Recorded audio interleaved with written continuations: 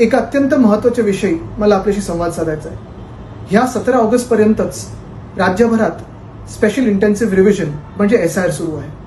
अर्थात आपल्याला सांगितलं जातंय की हे सगळे BLOs सगळ्या राजकीय पक्षांच्या BLO सोबत घरोघरी जात आहेत, मॅपिंग करतायत, एन्युमरेशन करतायत, आपल्या फॉर्मवर सही घेत आहेत आणि आपल्याला मतदार यादीत नोंदवून घेतात.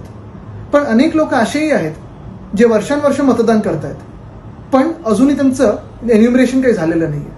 आहेत अजून एक आठवडा, तसं म्हणायला गेलं तर 1 आठवड्यापेक्षा कमी आहे. पण ह्या 3-4 दिवसांमध्ये आपण स्वतः एक पाहून घ्यायला पाहिजे की आपल्या घरी BLO एन्युमरेशनसाठी येत आहेत की नाही.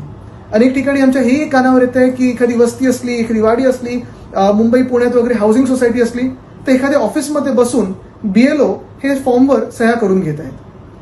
पण ही सगळी प्रक्रिया आहे, ही आपल्या देशातली सगळ्यात महत्वाची प्रक्रिया आहे. ही प्रक्रिया तुमचा आवाज आहे, तुमचं मत आहे, तुमच्या मतदानाचा अधिकार आहे. सरकार बनवू शकतं, सरकार पाडू शकतं. आपण पाहिलंच ह्या जुलैमध्ये काय झालं, जेव्हा तरुणाई रस्त्यावर उतरते आणि आवाज सगळे एकत्र येतात, तेव्हा कोणी कितीही मोठा तानाशा असला तरी त्याला झुकावं लागतंच.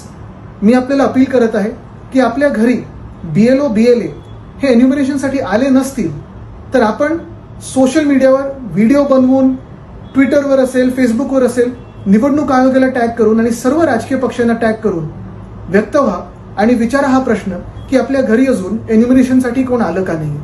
हे फार महत्वाचं आहे, कारण आम्ही पाहतोय जे पॅटर्न आम्हाला दिसतंय की काही ठराविक बूथ्समध्ये एन्युमरेशन जास्तीत जास्त होते आणि ठराविक विरोधी पक्षाच्या बूथमध्ये आपण पाहतो तर मतदार दाखवतात शिफ्टेड आहेत, नॉट फाउंड आहेत. हे नेमकं ही तफावत कशी? आणि म्हणून ह्याचं उत्तर एकच आहे, हे एक्सपोज करणं आणि आपल्या मतदार यादीत आपलं नाव पुन्हा एकदा लिहून घेणं. धन्यवाद.